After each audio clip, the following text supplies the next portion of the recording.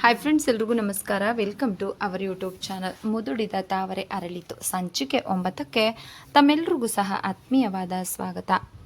ಅತ್ತಿಗೆಯರ ಮಾತನ್ನು ಕೇಳಿದ ಮಧುಗೆ ಬೇಸರವಾಯಿತು.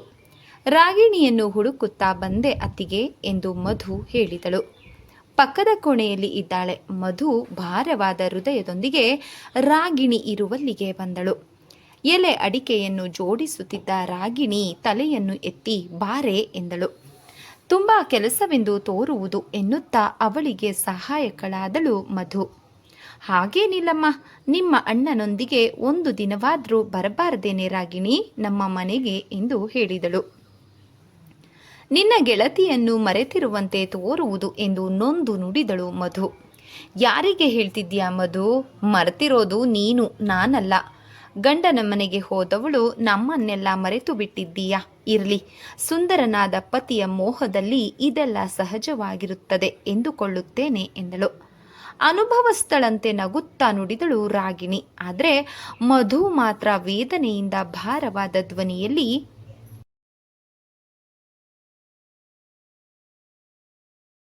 ನೀನು ತಿಳಿದಿರುವಷ್ಟು ನಾನು ಸ್ವತಂತ್ರಳಲ್ಲ ರಾಗಿಣಿ ಎಂದಳು. ಅವಳಿಗೆ ತನ್ನ ದುಃಖವನ್ನೆಲ್ಲ ತೋಡಿಕೊಳ್ಳಬೇಕು ಎಂದು ಎನಿಸಿತು. ಮದುವೆ ಆದಾಗಿಲಿನಿಂದ ನನ್ನ ಬದುಕಿನಲ್ಲಿ ಸುಖವನ್ನೇ ಕಂಡಿಲ್ಲ ನಾನು. ಅದು ನಾನೇ ಮಾಡಿಕೊಂಡ ತಪ್ಪೋ ಏನೋ ನನಗೆ ತಿಳಿಯದು ರಾಗಿಣಿ. ಆದರೆ ಬದುಕು ಹೇಗಿರಬೇಕು ಎಂಬ ಕನಸು ಹೊತ್ತವಳು. ನಾನು ಸಮಾಜ ಸೇವಕಿಯಾಗಿ ಬದುಕಬೇಕು ಎಂದುಕೊಂಡಿದ್ದವಳು. ಆದರೆ ಈ ಕುಟುಂಬ ಎಂಬ ಜ್ವಾಲಾಮುಖಿಯಲ್ಲಿ ನನ್ನನ್ನು ದೂಡಿಬಿಟ್ಟರು. ನೀನು ತಿಳಿದಿರುವ ಹಾಗೆ ಸುಂದರನಾದ ಪತಿಯೊಂದಿಗೆ ನನ್ನ ಸಂಸಾರ ನಡೆಯುತ್ತಿಲ್ಲ. ಕೇವಲ ಪ್ರದರ್ಶನದ ಗೊಂಬೆ ನಾನು ಮತ್ತು ಚಂದ್ರಶೇಖರ. ತಿಳಿಯದವರು ಹೇಗಾದರೂ ಮಾತನಾಡಿಕೊಳ್ಳಲಿ, ಆದರೆ ನೀನು ನನ್ನ ಅಂತರಂಗವನ್ನು ಅರಿತವಳು. ನೀನು ನನ್ನ ಬಗ್ಗೆ ಈ ರೀತಿಯಾಗಿ ನಾನು ಕನಸಿನಲ್ಲೂ ಯೋಚಿಸಿರಲಿಲ್ಲ. ಎಲ್ಲವೂ ಹೀಗೆ ಅನಿಸುತ್ತದೆ ಅಲ್ವಾ ರಾಗಿಣಿ? ನಮ್ಮಿಬ್ಬರ ನಡುವೆ ಯಾವುದೇ ಸಂಬಂಧ ಇಲ್ಲ. ಕೇವಲ ನೋಡುಗರಿಗೆ ಮಾತ್ರ ನಾವಿಬ್ಬರು ಗಂಡ ಹೆಂಡತಿ ಇದ್ದ ಹಾಗೆ. ಆದರೆ ನಮ್ಮ ಇಬ್ಬರ ಮಧ್ಯೆ ಇರುವ ಸಂಬಂಧವೇ ಬೇರೆ. ರಾಗಿಣಿ ತಟ್ಟನೆ ಏನೋ ನೆನೆದವಳಂತೆ, ಹೌದು ಕಣೆ ಮಧು, ನಾನು ಕೇಳಬೇಕು ಎಂದು ಇದ್ದೆ. ನಿಮ್ಮ ತಾಯಿ ಹೇಳುತ್ತಿದ್ದರು ನೀನು ಗಂಡನ ಮನೆಯಲ್ಲಿ ಸುಖವಾಗಿ ಇಲ್ಲ ಎಂದು. ನಿಜವೇನೇ ಎಂದಳು. ಮಧುವಿಗೆ ತಕ್ಷಣ ಸ್ವಾಭಿಮಾನ ಉಕ್ಕಿ ಬಂದಿತು. ನನಗೇನು ಕಮ್ಮಿ ಆಗಿದೆಯೇ ಎಂದು ಕೇಳಿದಳು ಬಿಗುವಿನಿಂದ. ಮತ್ತೆ ನಿಮ್ಮ ತಾಯಿ ಯಾಕೆ ಹಾಗೆ ಅಳ್ತಾರೆ? ನಿಜವಾಗಿಯೂ ಅದೇನು ವಿಷಯ, ದಯವಿಟ್ಟು ಹೇಳು. ಬೇಡಮ್ಮ, ಅದರಿಂದ ನಿನಗೆ ದುಃಖವಾಗಬಹುದು. ಇಲ್ಲಮ್ಮ ಪ್ಲೀಸ್, ನಿನಗೆ ಪುಣ್ಯ ಬರುತ್ತದೆ, ಹೇಳಮ್ಮ ಎಂದು ಪುಸಲಾಯಿಸಿದಳು ಮಧು. ಅದೇನಿಲ್ಲ ಮಧು, ಅಂದು ನಿಮ್ಮ ಮನೆಗೆ ನಾನು ಹೋಗಿದ್ದೆ. ನಿನ್ನ ತಾಯಿ ಮತ್ತು ಅಣ್ಣಂದಿರಲ್ಲಿ ವಾದ ನಡೆಯುತ್ತಿತ್ತು. ನಿನ್ನ ಗಂಡ ನಿನ್ನನ್ನು ಸುಖವಾಗಿ ಇಟ್ಟಿಲ್ಲವೆಂದು ನಿನ್ನ ತಾಯಿ ಅಳುತ್ತಿದ್ದರು. ಆಗ ನಿನ್ನ ಅಣ್ಣಂದಿರು ನಿನ್ನನ್ನು ಅತಿ ಮುದ್ದು ಮಾಡಿ ಬೆಳೆಸಿದ ಕಾರಣ ನಿನಗೆ ಗಂಡನ ಬಳಿ ಸರಿಯಾಗಿ ನಡೆದುಕೊಳ್ಳಲು ಬರುವುದಿಲ್ಲವೆಂದು, ಆ ನಿನ್ನ ತಪ್ಪಿಗೆ ತಕ್ಕ ಶಿಕ್ಷೆ ದೊರೆತಲ್ಲಿ ಆಶ್ಚರ್ಯವಿಲ್ಲವೆಂದು, ಇನ್ನು ಹೀಗೆ ಏನೇನೋ ಹೇಳುತ್ತಿದ್ದರು ಎಂದಳು ರಾಗಿಣಿ. ಹೀಗೆ ಮಧು ಎಲ್ಲವನ್ನು ಮೌನದಿಂದ ಕೇಳಿ ಕುಳಿತಳು. ಅವಳ ಮನ ಪರದೆಯ ಮೇಲೆ ಹಿಂದೆ ಅಣ್ಣ ಅತ್ತಿಗೆಯರು ತೋರಿಸುತ್ತಿದ್ದ ಪ್ರೀತಿ, ವಾತ್ಸಲ್ಯ, ಮಮತೆ ಮೂಡಿತು. ಈಗ ಎಲ್ಲರೂ ತನ್ನನ್ನು ನಿಂದಿಸುತ್ತಿದ್ದಾರೆ. ಮಧುವಿಗೆ ತಡೆಯಲಾರದಷ್ಟು ದುಃಖವಾಯಿತು. ಮಧುವಿಗೆ ಪ್ರೇಮವೆಂಬುವುದೇ ಕೃತಕವಾಗಿ ತೋರಿತು. ತನ್ನನ್ನು ಪ್ರೀತಿಸುವವರೇ ಈ ಜಗತ್ತಿನಲ್ಲಿ ಯಾರೂ ಇಲ್ಲ ಎಂದು ಎನಿಸಿತು. ತನ್ನನ್ನು ಹೂವಿನಂತೆ ಪ್ರೀತಿಯಿಂದ ಬೆಳೆಸಿದ ತವರು ಇಂದು ತನ್ನನ್ನು ಮುಳ್ಳಿನಂತೆ ಇರಿಯುವುದನ್ನು ಸಹಿಸಲು ಅವಳ ಹೂವಿನಂತ ಹೃದಯಕ್ಕೆ ಕಠಿಣವೆನಿಸಿತು. ಕಾಲಿಟ್ಟ ದಿನದಿಂದ ಪ್ರೇಮದ ನೆರಳನ್ನು ಅರಿಯದೆ ಬಾಳುತ್ತಿರುವ ಪತಿಯ ಗೃಹವೇ ಮೇಲು ಎನಿಸಿತು. ಇಲ್ಲಿಯ ಕೃತಕ ಜೀವನಕ್ಕಿಂತ ಅಲ್ಲಿಯ ವಾಸ್ತವಿಕ ಜೀವನವೇ ಮೇಲು. ಅವಳಿಗೆ ತಾನೇಕೆ ಇಲ್ಲಿಗೆ ಬಂದೆ ಎನಿಸಿತು. ಒಂದೊಂದು ಕ್ಷಣ ಕಳೆಯುವುದು ಒಂದೊಂದು ಯುಗದಂತೆ ತೋರಿತು. ಈ ವಿಸ್ತಾರ ಸ್ಥಳವನ್ನು ಬಿಟ್ಟು ಯಾವಾಗ 4 ಗೋಡೆಯ ಮಧ್ಯೆ ತನ್ನ ಮನೆಗೆ ಹೋಗುವೆನೋ ಎಂದು ತವಕಿಸತೊಡಗಿದಳು. ಊಟದ ನಂತರ ಹೊರಟು ಹೋಗುವುದೆಂದು ನಿಶ್ಚಯಿಸಿದಳು. ಸಂದರ್ಭ ನೋಡಿ ಚಂದ್ರಶೇಖರನ ಬಳಿ ಬಂದು ಆದಷ್ಟು ಬೇಗ ಸಂಜೆಯ ವೇಳೆಗೆ ಮನೆಗೆ ಹೋಗೋಣವೇ ಎಂದು ಕೇಳಿದಳು. ಅವನಿಗೆ ಅವಳ ಮಾತನ್ನು ಕೇಳಿ ಆಶ್ಚರ್ಯವಾಯಿತು. ತಾನು ಮನೆಗೆ ಹೋಗೋಣವೆಂದರೂ ಇವಳು ಬೇಡ ಎನ್ನಬಹುದು ಎಂದು ತಿಳಿದಿದ್ದ ಅವನಿಗೆ ಮಧುವಿನ ಮಾತು ವಿಸ್ಮಯ ಎನಿಸಿತು. ತಲೆ ಎತ್ತಿ ಅವಳನ್ನು ನೋಡಿದನು ಅವನು. ಊಹಿಸದ ಹಿಗ್ಗು, ಉತ್ಸಾಹ ಅವಳ ಮುಖದಲ್ಲಿ ಇರಲಿಲ್ಲ. ಬೆಳಗ್ಗೆ ಅತಿ ಸಂಭ್ರಮದಿಂದ ಹೊರಟಿದ್ದ ಅವಳ ಮುಖ ಈಗ ನಿರುತ್ಸಾಹದಿಂದ ಕಳೆಗುಂದಿತ್ತು. ಸರಿ ಎಂದು ತನ್ನೊಪ್ಪಿಗೆಯನ್ನು ಸೂಚಿಸಿದನು. ಮಧು ಎಷ್ಟು ಬೇಡವೆಂದರೂ ಹಳೆಯ ನೆನಪು ಅವಳನ್ನು ಕಾಡುತ್ತಿತ್ತು. ಮನದ ತಳಮಳವನ್ನು ಯಾರೊಂದಿಗೂ ಹೇಳಲಾರದೆ ತತ್ತರಿಸಿದಳು ಮಧು. ಸಮಯ ಕಳೆಯತೊಡಗಿತು. ಹೊರಡುವುದಿಲ್ಲವೇ? ಚಂದ್ರಶೇಖರ ಮಧುವನ್ನು ಕೇಳಿದನು. ಇದೋ ಬಾಲುವಿಗೆ ಹೇಳಿ ಬರುತ್ತೇನೆ ಎಂದು ಬಾಲುವಿನ ಕೋಣೆಗೆ ಹೊರಟಳು ಮಧು. ಬಾಲುವಿನ ವಿನಃ ಬೇರೆ ಯಾರೂ ಇರಲಿಲ್ಲ ಅಲ್ಲಿ. ಮಧು ಅವನ ಹಿಂದೆ ನಿಂತು ಬಾಲು ಎಂದು ಮೃದುವಾಗಿ ಕರೆದಳು. ಬಾಲು ತಿರುಗಿ ಅವಳನ್ನು ನೋಡಿ ಓ ನೀನಾ ಎಂದು ಕೇಳಿದನು. ಅತ್ತಿಗೆ ಬಂದ್ರೆ ಆಯ್ತಪ್ಪ, ಇನ್ನು ಈ ನಿನ್ನ ಬಡ ತಂಗಿಯನ್ನು ಮರೆತಂತೆ. ಅವಳ ಧ್ವನಿಯಲ್ಲಿ ಪ್ರೇಮ ತುಂಬಿದ ಮತ್ಸರವಿತ್ತು. ಯಾರು ಮರ್ತಿರೋದು? ಅತ್ತೆ ಮನೆಗೆ ಹೋದವಳು ನಮ್ಮನ್ನೆಲ್ಲ ಮರೆತು ಬಿಟ್ಟಿದ್ದೀಯಾ? ನಿನ್ನನ್ನು ಎಷ್ಟು ಪ್ರೀತಿಯಿಂದ ನೋಡಿಕೊಳ್ಳುತ್ತಿದ್ದೆವು. ಆದರೆ ನೀನು ಗಂಡನ ಮೇಲಿನ ಮೋಹದಲ್ಲಿ ನಮ್ಮ ಪ್ರೇಮವನ್ನೆಲ್ಲ ಮರೆತು ಬಿಟ್ಟಿದ್ದೀಯಾ? ಈ ಹೆಂಗಸರೇ ಅಷ್ಟು ಎಂದನು. ಬಾಲು, ನನಗೆ ನಿಮ್ಮ ಮೇಲೆ ಪ್ರೇಮವಿಲ್ಲದ್ದಿಲ್ಲ. ಆದರೆ ನನ್ನ ಮನ ಬಂದಂತೆ ಹೊರಟು ಬರಲು ನಾನು ಸ್ವತಂತ್ರಳಲ್ಲ ಎಂದಳು. ಏನಮ್ಮ ಅಂತಹ ಸ್ವತಂತ್ರವಿಲ್ಲದಿದ್ದದ್ದು ನಿನಗೆ? ಚಂದ್ರು ಏನು ಬೇರೆಯವನೇ? ಅಮ್ಮ ಸದಾ ಅಳುತ್ತಾಳೆ. ಇಂತಹ ಕಷ್ಟವೇನು? ಇರುವುದು ಇಬ್ಬರು ಎಂದನು. ಎಲ್ಲರಿಂದ ಒಂದೇ ಪಲ್ಲವಿಯನ್ನು ಕೇಳಿ ಅವಳಿಗೆ ಬೇಸರವಾಯಿತು. ಬೇಸರ ಹಾಗೂ ಸಿಡುಕಿನಿಂದ ನನಗೆ ಕಷ್ಟ ಬಂದಿದೆ ಎಂದು ನಿಮಗೆಲ್ಲ ಯಾರು ಹೇಳಿದವರು? ಸುಮ್ಮನೆ ಎಲ್ಲರೂ ಇಲ್ಲದ ಕಲ್ಪನೆಯನ್ನು ಮಾಡಿಕೊಂಡಿದ್ದೀರಿ. ಅವರಿಗಿಂತ ಉತ್ತಮ ವರ ಸಿಗಲು ಸಾಧ್ಯವೇ ಎಂದಳು. ಅದು ಯಾರಿಗೆ ಗೊತ್ತು? ನೀನು ತುಂಬ ಬಡವಾಗಿದ್ದೀಯಂತೆ. ಇಲ್ಲಿ ಮತ್ತೆ ಯಾಕೆ ಬರೋದಿಲ್ಲ? ಆದ್ದರಿಂದ ನೀನು ಸುಖವಾಗಿ ಇಲ್ಲ ಎಂದು ಅಮ್ಮನ ಊಹೆ. ಅವನ ಮಾತನ್ನು ಕೇಳಿ ನೆಮ್ಮದಿಯಿಂದ ಉಸಿರು ಬಿಟ್ಟಳು ಮಧು. ಸದ್ಯ ತನ್ನ ಬಾಳಿನ ರಹಸ್ಯ ಯಾರಿಗೂ ತಿಳಿದಿಲ್ಲ. ಆದರೆ ಮೊದಲಿನಂತೆ ಯಾರೂ ತನ್ನನ್ನು ಪ್ರೀತಿಯಿಂದ ನಡೆಸಿಕೊಳ್ಳುತ್ತಿಲ್ಲವಲ್ಲ ಎಂದು ದುಃಖವಾಯಿತು. ದುಃಖವನ್ನು ತಡೆದುಕೊಂಡು ಹೋಗಿ ಬರುತ್ತೇನೆ ಬಾಲು ಎಂದಳು. ಹೋಗುತ್ತೇನೆ ಎಂದು ಹೇಳು, ಮತ್ತೆ ನೀನೆಲ್ಲಿ ಬರುತ್ತೀಯಾ? ಇದರಲ್ಲಿ ನಿನಗೆ ನಮ್ಮ ಮೇಲಿನ ಪ್ರೀತಿ ಎಷ್ಟಿದೆ ಎಂದು ಅರ್ಥವಾಗುವುದಿಲ್ಲವೇ? ಇಷ್ಟು ಬೇಗ ಹೋಗಬೇಕೇ? ನಾಳೆವರೆಗಾದರೂ? ಇಲ್ಲ ಬಾಲು, ಮನೆಗೆ ಬೀಗ ಹಾಕಿಕೊಂಡು ಬಂದಿದ್ದೇವೆ. ನಿಜ, ಹೋಗಲು ಏನಾದರೂ ಕಾರಣ ಬೇಡವೇ? ಹೋಗಮ್ಮ ಹೋಗು ಎಂದು ವ್ಯಂಗ್ಯವಾಗಿ. ಕೋಪಿಸಿಕೊಳ್ಳಬೇಡ ಬಾಲು, ಮತ್ತೆ ಯಾವಾಗಲಾದರೂ ಬಂದೇ ಬರುತ್ತೇನೆ. ಬಾ ಎಂದು ನಿನ್ನನ್ನು ಯಾರೂ ಕರೆಯಲಿಲ್ಲ, ಸಿಡುಕಿನಿಂದ ಹೇಳಿದನು ಬಾಲು. ಬಾಲು, ಮಧು ದೈನ್ಯತೆಯಿಂದ ಕರೆದಳು. ಅವನು ಮೌನವಾಗಿ ನಿಂತಿದ್ದನು. ಬಾಲು, ನೀವ್ಯಾರೂ ನನ್ನನ್ನು ಅರ್ಥ ಮಾಡಿಕೊಂಡಿಲ್ಲ. ಇಷ್ಟು ದಿನ ಅರ್ಥ ಮಾಡಿಕೊಂಡದ್ದು ಸಾಕು. ಅಂದು ಅತ್ತೆ ಸತ್ತ ದಿನ ನೀನು ಅಳದೆ ನಮಗೆಲ್ಲ ಮಾಡಿದ ಅವಮಾನ ಸಾಕು. ಮಧು ಉಕ್ಕಿ ಬರುವ ಅಳು ಕೋಪವನ್ನು ನುಂಗಿ ಆ ಹಳೆಯ ಮಾತೆಲ್ಲ ಯಾಕೆ? ಈಗ ಹೋಗುವಾಗ ಹೇಳಿ ಹೋಗೋಣವೆಂದು ಬಂದೆ ಎಂದಳು. ಹೋಗಮ್ಮ, ಧಾರಾಳವಾಗಿ ಹೋಗು. ನಿನಗ್ಯಾರು ಕೈ ಹಿಡಿದುಕೊಂಡಿದ್ದಾರೆ ಎಂದನು. ಹೋಗುತ್ತೇನೆ ಬಾಲು, ಆದರೆ ಹೋಗುವ ಮೊದಲು ನಿನ್ನ ಬಡ ತಂಗಿಯ ಮಾತನ್ನು ಕೇಳು. ಅತ್ತಿಗೆಯ ಕೈ ಹಿಡಿದು ನೀನು ಕೇವಲ ಸುಖವೆಂಬ ದಾರಿಯಲ್ಲಿ ನಡೆ. ಆದರೆ ಎಂದಿಗೂ ಹಿಂದಿರುಗಿ ನೋಡಬೇಡ. ಕಾರಣ ಈ ಜೀವನದ ಹಾದಿ ಕೇವಲ ದುಃಖ, ಕಣ್ಣೀರು, ವ್ಯಥೆಯಿಂದ ಕೂಡಿದೆ. ಹೋಗಿ ಬರುತ್ತೇನೆ ಬಾಲು. ಏನು ತಪ್ಪು ಮಾಡಿದ್ರೂ ನಿನ್ನ ತಂಗಿಯನ್ನು ದಯವಿಟ್ಟು ಕ್ಷಮಿಸಿಬಿಡು. ಇಷ್ಟೇ ನಿನ್ನಿಂದ ನಾನು ಬೇಡುವುದು. ಮಧುವಿನ ನೋವು ತುಂಬಿದ ಮಾತುಗಳು ಅವನ ಹೃದಯವನ್ನು ಮುಟ್ಟಿತು. ತಟ್ಟನೆ ತಲೆ ಎತ್ತಿ ಮಧು ಎಂದನು ಪ್ರೀತಿಯಿಂದ. ಅವನ ಧ್ವನಿಯಲ್ಲಿ ಒಮ್ಮೆಲೆ ಹಿಂದಿನ ವಾತ್ಸಲ್ಯ, ಮಮತೆ ಉಕ್ಕಿ ಹರಿಯಿತು. ಮಧು ಬಲವಂತದಿಂದ ನಕ್ಕು ಹೊರಗೆ ಹೋದಳು. ರಾಯರ ದಂಪತಿಗಳು ಅಳಿಯ ಮಗಳನ್ನು ಅಲ್ಲೇ ಇರಿಸಿಕೊಳ್ಳಲು ಮಾಡಿದ ಪ್ರಯತ್ನ ವಿಫಲವಾಯಿತು. ಅವಳೆಷ್ಟು ಉತ್ಸಾಹದಿಂದ ಹೊರಟು ಬಂದಿದ್ದಳೋ ಅಷ್ಟೇ ನಿರುತ್ಸಾಹದಿಂದ ಹಿಂದಿರುಗಿ ಹೊರಟಳು. ಅದು ಅತ್ತಿಗೆ ಗೆಳತಿಯರೊಂದಿಗೆ ಹೇಗೆ ಮಾತನಾಡಬೇಕು, ಹೇಗೆ ನಕ್ಕು ನಲಿಯಬೇಕು ಎಂದು 1 ವಾರದಿಂದ ಯೋಚನೆ ಹಾಕಿಕೊಂಡಿದ್ದಳು. ಬಹಳ ಸಡಗರದಿಂದ ಹೊರಟ ಮಧು ಈಗ ಆಸೆ, ಉತ್ಸಾಹ ಮಣ್ಣು ಮಣ್ಣು ಪಾಲಾಗಿ ಭಾರವಾದ ಹೃದಯದೊಂದಿಗೆ ತನ್ನ ಮನೆಗೆ ಹಿಂದಿರುಗಿ ಹೊರಬಿದ್ದಳು. ಪ್ರೇಮವಿಲ್ಲದ ಆ ಉಪಚಾರವನ್ನು ನೆನೆದು ಅವಳ ಮನಸ್ಸು ಕುದಿಯಿತು. ಹಿಂದಿನ ಬಾಳನ್ನು, ಈಗಿನ ಬಾಳನ್ನು ನೆನೆದು ಅವಳಿಗೆ ಬಿಕ್ಕಿ ಬಿಕ್ಕಿ ಅಳುವಂತಾಯಿತು. ಅವಳ ಮನ ಪ್ರೇಮಕ್ಕಾಗಿ ಹುಚ್ಚೆದ್ದು ರೋಧಿಸುತ್ತಿತ್ತು. ಮಧುವಿಗೆ ಅದನ್ನು ಯಾರೊಂದಿಗೂ ಪಡೆಯಲು ಸಾಧ್ಯವಿಲ್ಲ ಎಂದು ಎನಿಸಿತು. ತನ್ನೊಂದಿಗೆ ಬರುತ್ತಿದ್ದ ಪತಿಯನ್ನು ನೋಡಿದಳು. ತನ್ನ ಸುಖ ದುಃಖಗಳಲ್ಲಿ ಭಾಗಿಯಾಗಬೇಕಾದವನು ಸದಾ ದೂರವಿರುತ್ತಿದ್ದನು. ಅದನ್ನು ನೆನೆದು ಅವಳ ತಾಪ ಮತ್ತು ಹೆಚ್ಚಿತು. ಅಂದು ಭಾನುವಾರ. ಎಲ್ಲರೂ ತಮ್ಮ ಪತ್ನಿ ಮಕ್ಕಳೊಂದಿಗೆ ಉಲ್ಲಾಸದಿಂದ ಹೋಗುತ್ತಿದ್ದರು.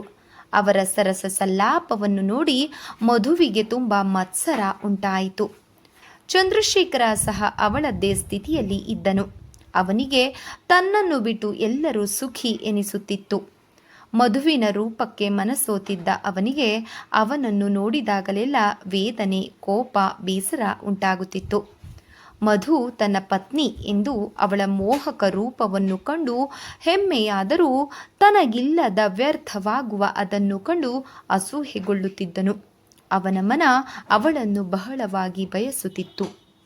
ಅವಳನ್ನು ನೋಡಿದಾಗಲೆಲ್ಲ ಹುಚ್ಚನಾಗುತ್ತಿದ್ದನು. ಆದರೂ ಹಠ ಪ್ರತಿಜ್ಞೆಯನ್ನು ನೆನೆದು ದೂರ ಇರುತ್ತಿದ್ದನು. ಎಲ್ಲರೂ ಸುಂದರವಾಗಿ ಸಂಸಾರವನ್ನು ನಡೆಸುವಾಗ ನನಗೆ ಇದ್ದು ಇಲ್ಲದ ಜೀವನದ ಬಗ್ಗೆ ಜಿಗುಪ್ಸೆ ಉಂಟಾಗುತ್ತಿತ್ತು. ಅದಕ್ಕೆ ಕಾರಣಳಾದ ಮಧುವಿನ ಮೇಲೆ ಕೋಪ ಉಂಟಾಗುತ್ತಿತ್ತು. ಆದ್ದರಿಂದಲೇ ಇಬ್ಬರು ಮಾತನಾಡಿದಾಗ ಮನಸ್ತಾಪದಲ್ಲಿ ಮುಕ್ತಾಯವಾಗುತ್ತಿತ್ತು. ಇಂದು ತನ್ನ ಬಳಿಯಲ್ಲಿ ಎಂದಿಗಿಂತಲೂ ಸುಂದರವಾಗಿ ತೋರುತ್ತಿದ್ದ ಮಧುವನ್ನು ಮತ್ತೆ ಮತ್ತೆ ನೋಡುತ್ತಿದ್ದನು ಚಂದ್ರಶೇಖರ. ನಿಟ್ಟುಸಿರಿನೊಂದಿಗೆ ಅದನ್ನು ತಳ್ಳಲು ಯತ್ನಿಸಿದನು. ಇಬ್ಬರ ಮನವು ಒಂದೇ ರೀತಿ ಆದರೆ ಬೇರೆ ಬೇರೆ ಮಾರ್ಗದಲ್ಲಿ ಹರಿಯುತ್ತಿತ್ತು. ಮನೆ ಸೇರುವವರೆಗೂ ಇಬ್ಬರು ಮೌನವಾಗಿ ನಡೆದರು. ಇಬ್ಬರ ಮನಸ್ಸು ಲಗಾಮು ಇಲ್ಲದ ಕುದುರೆ ಹಾರುವ ಹಾಗೆ ಹಾರುತ್ತಿತ್ತು.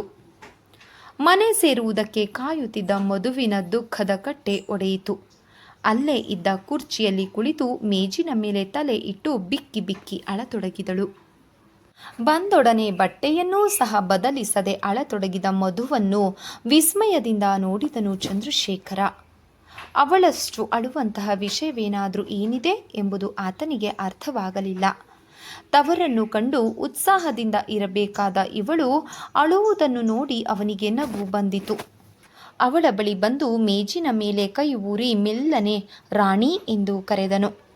ಅಲ್ಲೋಲ ಕಲ್ಲೋಲವಾದ ಅವಳ ಮನಕ್ಕೆ ಅವನ ಕರೆ ಇಂಪಾಗಿ ತೋರಿತು. ಮಧು ತಲೆ ಎತ್ತಿ ಅವನನ್ನು ನೋಡಿದಳು. ತವರನ್ನು ಕಂಡು ಅರಳಬೇಕಾದ ನಿನ್ನ ಮುಖ ತಾವರೆ ಮುದುಡಿದ ಹಾಗೆ ಮುದುಡಿತೇಕೆ ಎಂದು ಕೇಳಿದನು. ಅವನ ತುಟಿಯಲ್ಲಿ ಕಣ್ಣುಗಳಲ್ಲಿ ತುಂಟತನ ಮಿಂಚುತ್ತಿತ್ತು. ನಿಜ, ಮಧುವಿಗೆ ಅದು ಪ್ರಿಯವೇ. ಆದರೆ ಇಂದು ಅವಳ ಮನ ಬಯಸಿದ್ದು ಅವನ ಆದರ, ಪ್ರೀತಿ. ಮಧು ಅವನನ್ನೇ ದಿಟ್ಟಿಸಿ ನೋಡಿದಳು. ಅವಳು ಬಯಸಿದ ಪ್ರೀತಿ, ಆದರ ಯಾವುದು ಅಲ್ಲಿ ಇರಲಿಲ್ಲ. ಪತ್ನಿಯ ದುಃಖವನ್ನು ವಿಚಾರಿಸುವ ರೀತಿ ಇದೆ. ತನ್ನನ್ನು ಆದರದಿಂದ ಹೂವಿನಂತೆ ಅಪ್ಪಿ ಪ್ರೀತಿಯಿಂದ ತನಗೆ ಸಮಾಧಾನ ಹೇಳಬಾರದೆ ಎಂದು ಅವಳ ಮನಸ್ಸು ಹಂಬಲಿಸಿತು. ಅವನೊಂದಿಗೆ ತನ್ನ ದುಃಖವನ್ನು ತೋಡಿಕೊಳ್ಳುವ ತವಕವಾಯಿತು ಮಧುವಿಗೆ. ಆದರೆ ನಿರ್ಲಿಪ್ತ ಭಾವನೆಗಳೊಂದಿಗೆ ತನ್ನನ್ನು ನೋಡುವ ಅವನನ್ನು ನೋಡಿ ಅವಳಿಗೆ ಆ ಭಾವನೆ ಮಾಯವಾಯಿತು. ತಾನು ಪತಿಯಿಂದ ದೂರವಿದ್ದೇನೆ ಎಂಬ ಭಾವನೆ ಅವಳ ದುಃಖವನ್ನು ಹೆಚ್ಚಿಸಿತು. ಮಧು ಕೈಗಳಿಂದ ಮುಖವನ್ನು ಮುಚ್ಚಿ ಮಗುವಿನಂತೆ ಅಳತೊಡಗಿದಳು. ನಾನು ಯಾರಿಗೂ ಬೇಡವಾದವಳು, ನನ್ನಿಂದ ಯಾರಿಗೂ ಸುಖವಿಲ್ಲ, ನಾನು ಇದ್ದೂ ಪ್ರಯೋಜನವಿಲ್ಲ ಎಂದಳು. ಅದಕ್ಕೆ ಚಂದ್ರಶೇಖರ 100% ಸತ್ಯವಾದ ಮಾತು. ಜಾಣ ಹುಡುಗನಂತೆ ಒಪ್ಪಿಕೊಂಡನು ಚಂದ್ರಶೇಖರ. ಮಧು ರೋಷ ಕೋಪದಿಂದ ಅವನನ್ನು ನೋಡಿದಳು. ಆದರೆ ಅವನು ಮಾತ್ರ ನಗುತ್ತಲೇ ನಿಂತಿದ್ದನು. ಆ ನಗುವಿನ ಹಿಂದೆ, ಆ ಕಣ್ಣುಗಳ ಹಿಂದೆ ಅಡಗಿದ್ದ ಅಶಾಂತಿ, ನೋವನ್ನು ಮಧು ಗುರುತಿಸದಾದಳು. ಅವನಿಗೆ ಅಲ್ಲಿಯೇ ಇರುವ ಮನಸ್ಸಾಗಲಿಲ್ಲ. ಹೊರಗಡೆ ತಿರುಗಾಡಿಕೊಂಡು ಬರಲು ಮತ್ತೆ ಹೊರಗೆ ಹೋದನು. ಸೌಂದರ್ಯದ ಪ್ರತಿರೂಪವಾದ ಈ ಹೆಂಡತಿಯನ್ನು ಒಮ್ಮೆಯೂ ಸಹ ಮುದ್ದಾಡಲು ತನಗೆ ಅನುಮತಿ ಇಲ್ಲ. ಈ ಸೌಂದರ್ಯದ ಗೊಂಬೆಯನ್ನು ಸವಿಯುವ ತವಕವೂ ಹೆಚ್ಚಾಗಿತ್ತು. ಆದರೆ ತನ್ನ ಪ್ರತಿಜ್ಞೆ ಮುರಿಯುವುದೆಂದು ಆತನಿಗೆ ಅರಿವಾಯಿತು. ಈ ಸೌಂದರ್ಯದ ಗೊಂಬೆ ಹೀಗೆ ಇಲ್ಲೇ ಬಿದ್ದಿರಲಿ, ನಾನು ಹೊರಗೆ ಹೋಗಿ ಸುತ್ತಾಡಿಕೊಂಡು ಬರುತ್ತೇನೆ ಎಂದು ಹೊರಟನು. ಮಧು ಬಹಳ ಹೊತ್ತು ಹಾಗೆ ಯೋಚಿಸುತ್ತಾ ಕುಳಿತಿದ್ದಳು. ಅವಳಿಗೆ ಇಡೀ ಜಗತ್ತೇ ಶೂನ್ಯವಾಗಿ ಎಲ್ಲವೂ ಸುಳ್ಳಾಗಿ ತೋರಿತು. ಇನ್ನು ಮುಂದೆ ತಾನು ಎಲ್ಲಿಯೂ ಹೋಗಬಾರದೆಂದು ತನ್ನ ಮನಸ್ಸಿನಲ್ಲೇ ಪ್ರತಿಜ್ಞೆ ಹಾಕಿಕೊಂಡಳು. ಈ ಪ್ರಪಂಚದಲ್ಲಿ ತನ್ನವರು ಯಾರೂ ಇಲ್ಲ. ಆ ಪುಟ್ಟ ಮನೆ ಏನನ್ನೋ ಸ್ವರ್ಗ, ನನ್ನ ಪ್ರಪಂಚ, ಇನ್ನೂ ಅದನ್ನು ಬಿಟ್ಟು ಎಲ್ಲಿಯೂ ಸಹ ಹೋಗಬಾರದು. ತಾನು ಬದುಕಿರುವವರೆಗೂ ಆ ಮನೆಯಲ್ಲಿ ಸ್ವೇಚ್ಛೆಯಾಗಿ ತಿರುಗಾಡಿಕೊಂಡು ಇರಬೇಕು. ಅವರಿಗಿಲ್ಲದ ಪ್ರೀತಿ ವಿಶ್ವಾಸವನ್ನು ನೆನೆದು ತಾನೇಕೆ ಹೀಗೆ ಅಳಬೇಕು? ಹಿಂದೆ ನಡೆದದ್ದು ಕೇವಲ ಕನಸು, ಮುಂದೆ ಬರುವುದು ತನ್ನದಲ್ಲ, ಈಗಿರುವುದೇ ಸ್ಥಿರ ಎಂಬುದನ್ನು ನೆನೆದು ತನ್ನ ಜೀವನವನ್ನು ಕಳೆಯಬೇಕು ಎಂದುಕೊಂಡಳು. ಮಧು ತನ್ನ ಯೋಚನೆಯನ್ನೆಲ್ಲ ಕೊಡವಿ ಎದ್ದು ನಿಂತಳು. ಅಲ್ಲೇ ಇದ್ದ ಬುದ್ಧನ ಶಾಂತಿ ತುಂಬಿದ ಪ್ರತಿಮೆಯನ್ನು ನೋಡಿದಳು. ಅವಳ ಮನಸ್ಸು ಹಗುರವಾಯಿತು. ಬಟ್ಟೆ ಬದಲಿಸಿ ರಾತ್ರಿ ಅಡುಗೆಯನ್ನು ಸಿದ್ಧಪಡಿಸಿದಳು. ನಂತರ ಮುಖ ತೊಳೆದು ತನ್ನ ಕೋಣೆಗೆ ಬಂದಳು. ತನ್ನ ಪೆಟ್ಟಿಗೆಯ ಮುಂದೆ ಕುಳಿತು ಎಲ್ಲ ಸೀರೆಗಳನ್ನು ತೆಗೆದು ಹೊರಗೆ ಹಾಕಿದಳು. ತಾನು ಕಾಲೇಜಿಗೆ ಹೋಗುವಾಗ ಧರಿಸುತ್ತಿದ್ದ ನೈಲಾನ್ ಸೀರೆಗಳು ಲೆಕ್ಕವಿಲ್ಲದಷ್ಟು ಹೊರ ಬಂದಿತ್ತು. ಎಲ್ಲವೂ ಮಡಿಸಿದ ಸ್ಥಿತಿಯಲ್ಲೇ ಇತ್ತು. ಮಧು ಯೋಚಿಸತೊಡಗಿದಳು. ಇಷ್ಟೊಂದು ಸೀರೆಗಳನ್ನು ಯಾರಿಗಾಗಿ ಇಡಬೇಕು? ತಾನು ಇದುವರೆಗೂ ಉಟ್ಟು ಆನಂದಿಸದೆ ಯಾರಿಗಾಗಿ ಕೂಡಿಡಬೇಕು? ವಾಯಿಲ್ ಸೀರೆ ಅವಳಿಗೆ ತೀರಾ ಅಗ್ಗವಾಗಿ ತೋರಿತು. ಆ ಕೊಳೆ ಸೀರೆ ಪ್ರಿಯವೆನಿಸಿತು. ನೈಲ್ ಸೀರೆ ಎಂದು ಅರಿತಿದ್ದಳು. ತಾನೇ ಬೇಡವಾದ ಮೇಲೆ ತಾನು ಯಾವ ಸೀರೆ ಉಟ್ಟರೆ ಅವನಿಗೆ ಏನು ಎಂಬ ಮೊಂಡುತನ ತಲೆದೂರಿತು ಆಕೆಗೆ. ಇನ್ನು ಮುಂದೆ ಎಲ್ಲ ಸೀರೆಯನ್ನು ತೆಗೆದು ಉಡಲು ನಿಶ್ಚಯಿಸಿದಳು. ತನಗೆ ಪ್ರಿಯವಾದ ನಸುಗೆಂಪಿನ ನೈಲಾನ್ ಸೀರೆಯನ್ನು ತೆಗೆದಳು. ತಟ್ಟನೆ ತನ್ನ ತಾಯಿಯ ನೆನಪಾಯಿತು. ಅವರಿಗೆ ತಾನು ಸೀರೆ ಉಟ್ಟು ಹೊರಗೆ ಹೋದರೆ ಮುದುಕರಿಂದ ಯುವಕರವರೆಗೆ ಎಲ್ಲರೂ ಒಮ್ಮೆಯಾದರೂ ತನ್ನ ಕಡೆ ನೋಡದೆ ಹೋಗುತ್ತಿರಲಿಲ್ಲ. ತನ್ನ ಗೆಳತಿಯರೆಲ್ಲ, ಮಧು, ನೀನು ಈ ಸೀರೆ ಉಟ್ಟು ಬ್ಯೂಟಿ ಕಾಂಪಿಟೇಷನ್ಗೆ ಹೋದರೆ ಫಸ್ಟ್ ಪ್ರೈಸ್ ನಿನಗೆ ಗ್ಯಾರಂಟಿ ಎನ್ನುತ್ತಿದ್ದರು. ಅದನ್ನು ನೆನೆದು ಅವಳ ಕೆಂದುಟಿಯಲ್ಲಿ ನಗೆ ಮಲ್ಲಿಗೆಯೊಂದು ಅರಳಿತು. ತಾನು ಆ ಮನೆಗೆ ಬಂದ ಮೇಲೆ ಒಮ್ಮೆಯೂ ಸಹ ಆ ಸೀರೆಯನ್ನು ಉಟ್ಟಿರಲಿಲ್ಲ. ಮಧುವಿಗೆ ಇಂದು ಆ ಸೀರೆಯನ್ನು ಉಡುವ ಆಸೆಯಾಯಿತು. ನಂತರ ಎದ್ದು ಆ ಸೀರೆಯನ್ನು ಉಟ್ಟು ಎಲ್ಲೋ ಹೊರಗೆ ಹೋಗುವಂತೆ ಅತಿ ಉತ್ಸಾಹದಿಂದ ತನ್ನನ್ನು ಅಲಂಕರಿಸಿಕೊಂಡಳು. ತನ್ನ ಹುಚ್ಚು ಉತ್ಸಾಹವನ್ನು ಕಂಡು ಅವಳಿಗೆ ನಗು ಬಂದಿತ್ತು. ಕನ್ನಡಿಯಲ್ಲಿ ಕಾಣುತ್ತಿದ್ದ ತನ್ನ ಸುಂದರ ಆಕೃತಿಯನ್ನು ಮೆಚ್ಚುಗೆಯಿಂದ ನೋಡಿದಳು. ಮನೆಯಲ್ಲಿ ಇರುವಾಗ ತಾನೂ ಈ ರೀತಿ ಅಲಂಕರಿಸಿಕೊಂಡಿರುವುದನ್ನು ನೋಡಿ ಚಂದ್ರಶೇಖರ ತುಂಟತನದಿಂದ ನಗುತ್ತಾ ಹೇಗೆಲ್ಲ ಮಾತನಾಡಿ ತನ್ನನ್ನು ಕೆಣಕಬಹುದು ಎಂದು ನೆನೆದು ಅವಳ ಮುಖದಲ್ಲಿ ಲಜ್ಜೆ ತುಂಬಿದ ನಗು ಮೂಡಿತು. ಒಮ್ಮೆಯೂ ಪ್ರೇಮ ಸಲ್ಲಾಪದ ಮಾತುಗಳನ್ನು ಕಂಡು ಅರಿಯದ ಅವಳ ಮನ ಚಂದ್ರಶೇಖರನ ಕುಹಕ ಕೊಂಕು ನುಡಿಗಳಿಗೆ ಬಗ್ಗಿ ಹೋಗಿತ್ತು. ಅದರಲ್ಲಿ ತೃಪ್ತಿಯನ್ನು ಕಾಣಲು ಬಯಸಿದ್ದಳು ಆ ಮುಗ್ಧೆ. ಯೋಚಿಸಿದಷ್ಟು ತಲೆ ಬಿಸಿ ಆಗುತ್ತಿತ್ತು. ಎಲ್ಲವೂ ತಾನು ಪಡೆದದ್ದೇ ನಡೆಯುತ್ತದೆ, ಯಾವುದೂ ಸಹ ಇಲ್ಲಿ ಬದಲಾವಣೆ ಆಗುವುದಿಲ್ಲ ಎಂದುಕೊಂಡಳು. ಎಷ್ಟೋ ಹೆಣ್ಣು ಮಕ್ಕಳ ಬದುಕನ್ನು ಆಕೆ ನೆನೆಸಿಕೊಂಡು ಇಷ್ಟೇ ನನ್ನ ಬಾಳು ಎಂದುಕೊಂಡಳು. ಕತ್ತಲಾಗತೊಡಗಿತು. ಮಧು ಎಚ್ಚೆತ್ತು ಹೊರಗೆ ನೋಡಿದಳು. ಕರಿಯ ಕಾರ್ಮೋಡಗಳು ಗಗನವಲ್ಲೆಲ್ಲ ವ್ಯಾಪಿಸಿತ್ತು. ಆಗಾಗ ಬರುತ್ತಿದ್ದ ಮಿಂಚು ಗುಡುಗು ಮಳೆ ಬರುವ ಸೂಚನೆಯನ್ನು ಕೊಡುತ್ತಿದ್ದವು. ಮಧು ದೀಪವನ್ನು ಹೊತ್ತಿಸಿ ಪತಿಯ ಆಗಮನಕ್ಕಾಗಿ ಕಾದು ಕುಳಿತಳು. ಅವಳು ನೋಡುತ್ತಿದ್ದಂತೆ ಜೋರಾಗಿ ಮಳೆ ಪ್ರಾರಂಭವಾಯಿತು. ಮಿಂಚು ಸಿಡಿಲಿನ ಆರ್ಭಟಕ್ಕೆ ಹೆದರಿ ಬಿದ್ದಳು ಮಧು. ಭೀತಿಯಿಂದ ಬಾಗಿಲೆಲ್ಲವನ್ನು ಭದ್ರಪಡಿಸಿ ಕುಳಿತಳು. ಮಳೆ ಕಡಿಮೆಯಾಗುವ ಸೂಚನೆಯೂ ಇರಲಿಲ್ಲ. ಸಮಯ ಕಳೆಯತೊಡಗಿತು. ಸಿಡಿಲೊಂದು ಬೀಸಿದಾಗ ದೀಪವೆಲ್ಲ ಆರಿ ಹೋಯಿತು. ಮಧು ಹೆದರಿ ನೀರಾದಳು. ಕತ್ತಲಲ್ಲಿ ತಡವರಿಸುತ್ತಾ ಮೇಣದ ಬತ್ತಿಯನ್ನು ಹೊತ್ತಿಸಿದಳು. ಬಾಗಿಲು ಬಡಿಯುವ ಶಬ್ದ ಕೇಳಿ ಕೈಯಲ್ಲಿ ಮೇಣದ ಬತ್ತಿಯನ್ನು ಹಿಡಿದು ಬಾಗಿಲನ್ನು ತೆರೆದಳು. ಬತ್ತಿ ಆರಿ ಹೋಗದಂತೆ ಒಂದು ಕೈಯಿಂದ ಮರೆ ಮಾಡಿ ಪಕ್ಕಕ್ಕೆ ಸರಿದು ನಿಂತಳು. ಒಳಗೆ ಚಂದ್ರಶೇಖರ ಬಾಗಿಲನ್ನು ಮುಚ್ಚಿದನು. ಅವನ ತಲೆ ಬಟ್ಟೆ ಎಲ್ಲ ತೊಯ್ದು ನೀರು ತೊಟ್ಟಿಕ್ಕುತ್ತಿತ್ತು. ಮಳೆ ಬರುವ ಸೂಚನೆ ತಿಳಿದೊಡನೆ ಮನೆಗೆ ಬಂದು ಸೇರುವುದನ್ನು ಬಿಟ್ಟು ಈ ರೀತಿ ನೆನೆದರೆ ಮೈಗಾಗುವುದು ಏನು? ಮಧು ದೀಪದೊಂದಿಗೆ ಅವನನ್ನು ಹಿಂಬಾಲಿಸುತ್ತಾ ಅಕ್ಕರೆಯಿಂದ ಕೋಪಿಸಿಕೊಂಡಳು. ಚಂದ್ರಶೇಖರ ಮೌನವಾಗಿ ಬಟ್ಟೆ ಬದಲಿಸತೊಡಗಿದನು. ಮಧು ಟವಲನ್ನು ಅವನ ಮುಂದೆ ಇಟ್ಟು, ಗಂಟೆ ಆಗಲೇ 9:30. ಇಷ್ಟು ಹೊತ್ತಿಗೆ ನೀವು ಮನೆ ಸೇರುವುದು ಎಂದು ಮಧು ಮತ್ತೆ ಕೇಳಿದಳು. ಆದರೆ ಚಂದ್ರಶೇಖರ ಅವಳ ಕಡೆ ನೋಡದೆ ಒದ್ದೆಯಾಗಿರುವ ತಲೆ ಕೂದಲನ್ನು ಟವಲಿನಿಂದ ಒರೆಸುತ್ತಿದ್ದನು. ಈ ರೀತಿ ನನ್ನೊಬ್ಬಳನ್ನೇ ಮನೆಯಲ್ಲಿ ಬಿಟ್ಟು ಅದೆಲ್ಲಿಗೆ ಹೋಗುತ್ತೀರಿ ನೀವು? ಮಳೆಯಿಂದ ದೀಪ ಸಹ ಆರಿ ಹೋಯಿತು. ನನಗೆ ಎಷ್ಟು ಹೆದರಿಕೆ ಆಗುತ್ತಿತ್ತು ಗೊತ್ತೇ ನಿಮಗೆ? ನಾಳೆಯಿಂದ ನೀವು ಈ ರೀತಿ ಬಂದರೆ ನಾನು ಸುಮ್ಮನೆ ಇರುವುದಿಲ್ಲ ಎಂದು ಮಧು ಕೋಪದಿಂದ ಹೇಳಿದಳು.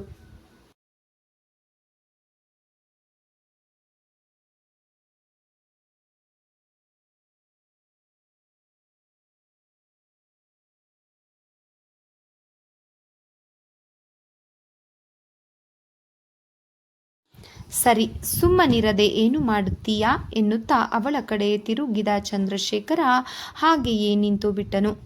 ಎಂದು ಕಾಣದ ಅಮೂಲ್ಯ ವಸ್ತುವನ್ನು ನೋಡುವಂತೆ ಬೆರಗಾಗಿ ಅವಳನ್ನೇ ನೋಡತೊಡಗಿದನು.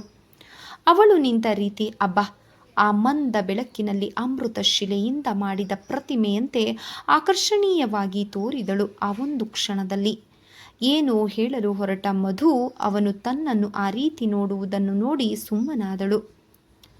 ಅವನೆಷ್ಟೋ ಬಾರಿ ಅವಳನ್ನು ನೋಡಿದ್ದನು, ಆದರೆ ಇಂದಿನ ಅವನ ನೋಟ ಅವಳಿಗೆ ಹೊಸದಾಗಿತ್ತು. ಅವಳ ಹೃದಯವೇಕೋ ಹೊಡೆದುಕೊಂಡಿತು. ಭೀತಿಯಿಂದ ನೋಡಿದಳು.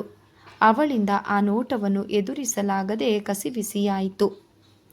ಕಣ್ಣು ತಗ್ಗಿಸಿ ಬತ್ತಿಯನ್ನು ಮೇಜಿನ ಮೇಲೆ ಇಟ್ಟು, ಊಟಕ್ಕೆ ಎಲೆ ಹಾಕುತ್ತೇನೆ, ಬೇಗ ಬನ್ನಿ ಎಂದು ಒಳಗೆ ಹೋದಳು. ಕತ್ತಲೆಯೊಂದಿಗೆ ಬೆರೆತು ಅವಳು ಹೋದ ಕಡೆಗೆ ನೋಡುತ್ತಿದ್ದನು ಚಂದ್ರಶೇಖರ. ಹೊರಗೆ ಸ್ವಲ್ಪ ಹೊತ್ತು ತಿರುಗಾಡಿ ತನ್ನ ತಾಪವನ್ನು ತಣಿಸಿಕೊಂಡು ಬಂದಿದ್ದ ಅವನಿಗೆ ಮತ್ತೆ ಅವಳನ್ನು ನೋಡಿ ಮನ ಕದಡಿ ಹೋಯಿತು. ಅವನಿಗೆ ತಾಯಿಯ ನೆನಪಾಯಿತು. ನಮ್ಮ ರಾಣಿ ಕರ್ಪೂರದ ಗೊಂಬೆ ಕಣೋ ಚಂದ್ರು, ಇಂತಹ ಸೊಸೆಯನ್ನು ಪಡೆಯಲು ನಾವು ಪುಣ್ಯ ಮಾಡಿರಬೇಕು. ಕಣ್ಣು ಮೂಗು ಬಾಯಿ ತಿದ್ದಿದ ಗೌರಿ ಕಣೋ ಎಂದು ಹೇಳುತ್ತಿದ್ದ ತಾಯಿಯನ್ನು ನೆನೆದು ನಿಟ್ಟುಸಿರು ಬಿಟ್ಟನು. ಅಮ್ಮ, ನಿನ್ನ ಮಗನ ಹಠದ ಜ್ವಾಲೆಗೆ ಸಿಕ್ಕಿ ನಿನ್ನ ಮುದ್ದು ಕರ್ಪೂರದ ಗೊಂಬೆ ಕರಗುತ್ತಿದೆ ಎಂದನು ಮೆಲ್ಲನೆ. ತನ್ನ ಹಠವನ್ನು ನೆನೆದು ಅವನಿಗೆ ಕೋಪ ಬಂದಿತು. ಊಟದ ನೆನಪಾಗಿ ಒಳಗೆ ನಡೆದನು. ಊಟಕ್ಕಾಗಿ ಸಿದ್ಧಗೊಳಿಸಿ ಲಾಂಧ್ರದ ಮುಂದೆ ಗಲ್ಲಕ್ಕೆ ಕೈಕೊಟ್ಟು ಕುಳಿತಿದ್ದಳು ಮಧು. ಅವನು ಒಳಗೆ ಬಂದಿದ್ದನ್ನು ನೋಡದೆ ಏನೋ ಯೋಚಿಸುತ್ತಿದ್ದಳು. ಅದೇ ತಾನೇ ಅರಳುತ್ತಿದ್ದ ಕೆಂದಾವರೆಯ ಮೇಲೆ ಬೀಳುವ ಉದಯ ಸೂರ್ಯನ ಕಿರಣಗಳಂತೆ ಅವಳ ಮುದ್ದು ಮುಖವನ್ನು ಲಾಂಧ್ರದ ಬೆಳಕು ಚುಂಬಿಸುತ್ತಿತ್ತು. ಅವಳ ಮೋಹಕ ರೂಪ ಅವನನ್ನು ಮೂಕನಾಗಿ ಮಾಡಿತು. ಮರುಕ್ಷಣ ತನ್ನ ಹಠದ ನೆನಪಾಗಿ ಅವಳ ಮೇಲೆ ಸೇಡು ತೀರಿಸಿಕೊಳ್ಳುವಂತೆ ಕೋಪದಿಂದ ಒಳಗೆ ಬರುವವರು ಹೋಗುವವರು ತಿಳಿಯದೆ ಯಾವ ಪ್ರಪಂಚ ಮುಳುಗಿ ಹೋಯಿತೆಂದು ಈ ಯೋಚನೆ ನನಗೆ ಅರ್ಥವಾಗಲಿಲ್ಲ ಎಂದನು ಸಿಡುಕಿನಿಂದ. ಮಧು ಬೆಚ್ಚಿ ಎಚ್ಚೆತ್ತು ಎದ್ದು ನಿಂತಳು. ನಂತರ ಕಣ್ಣನ್ನು ಅರಳಿಸಿ ಅವನನ್ನು ನೋಡಿ, ಆಗಲೇ ರೆಡಿ ಮಾಡಿ ನಿಮಗಾಗಿ ಕಾಯುತ್ತಿದ್ದೇನೆ ಎಂದಳು. ಅವಳ ಸೆರೆ ಹಿಡಿಯುವ ಆಕರ್ಷಣೆಯ ನೋಟವನ್ನು ನೋಡಲು ಇಷ್ಟಪಡದೆ ತಲೆ ತಗ್ಗಿಸಿ ಎಲೆಯ ಮುಂದೆ ಕುಳಿತನು. ಸ್ನೇಹಿತರೆ, ಈ ಒಂದು ಕಾದಂಬರಿ ತಮಗೆ ಇಷ್ಟ ಆದರೆ ದಯವಿಟ್ಟು ಲೈಕ್ ಮಾಡಿ, ಸಬ್ಸ್ಕ್ರೈಬ್ ಮಾಡಿ, ಸಪೋರ್ಟ್ ಮಾಡಿ ಫ್ರೆಂಡ್ಸ್. ಧನ್ಯವಾದಗಳು. ನಮಸ್ಕಾರ.